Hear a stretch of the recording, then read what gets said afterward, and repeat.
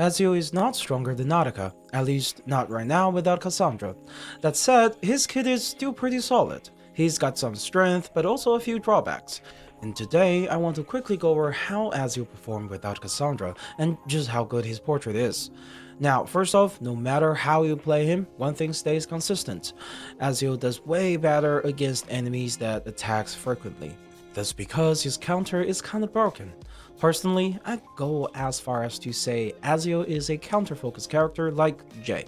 Ezio has one of the strongest unconditional counter in the game. He'll counter no matter who the enemy hits, and if the attack hits him, the counter also deals more crit damage. There's no limit on how many times he can counter in a turn, instead, it lasts the entire turn. Oh, and it has a 500% multiplier per hit. No matter what weapons you build him with, this counter does two huge things. First, it deals tons of damage.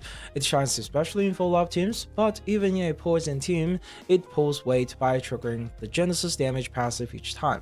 Second, it builds a lot of synchronizations. Basically, his ultimate energy, and his ult hits hard no matter which build you're running, so more ults equal more damage overall. Now, the catch is that while the counter is amazing, his skill 1 is not so much, and when enemy end attacking often, you'll definitely start to feel that damage gap. I also definitely underestimated how much the assassination mechanic actually does until he came out. Think of assassination as a stacking buff. Ezio gains 1 stack for every 100 crit attack he has compared to the enemy. At IS3, Ezio sit as 1106 crit attack. The highest I've seen on any enemy so far is 369, so you are looking at a minimum of 7 stacks right now. Each stack gives 5% final damage bonus by default, then you get another 6% once his Master Assassin buff is ramped up, plus up to 2% more from his max out Psy Cube. Altogether, that's a 91% final damage bonus to everything he does. Everything I've talked about so far is based on Ezio by himself. We don't have access to Kassandra yet, but I do think she's going to pair really well with his follow-up and ultimate focus playstyle at least. So if you are free to play, I'd honestly hold off on grabbing onto his portrait for now and wait to see how Kassandra plays. Ezio's banner is going to be up for the entire patch, so you are in no need to rush. That said, if you really want to know whether his portraits are worth it, let's break them down real quick. Since this portrait ain't coming back, I want to go a little in depth here.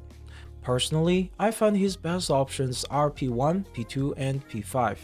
P1 boosts the Master Assassin bonus from 6% to 10% per stack of assassination, so once everything's ramped up, that turns a 13% per stack bonus into a 17%, which is about 30% increase in final damage.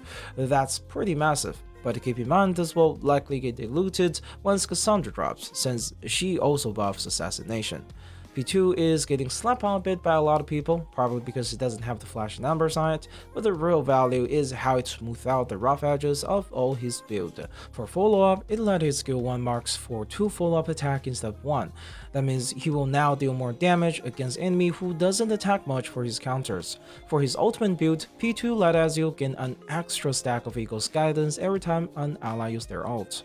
Eagle's Guidance increases his ultimate damage exponentially, but if he's countering a lot, he could be ulting every 2 or even 1 turns, and most of the time you just can't build up 6 Eagle's Guidance stack that quickly.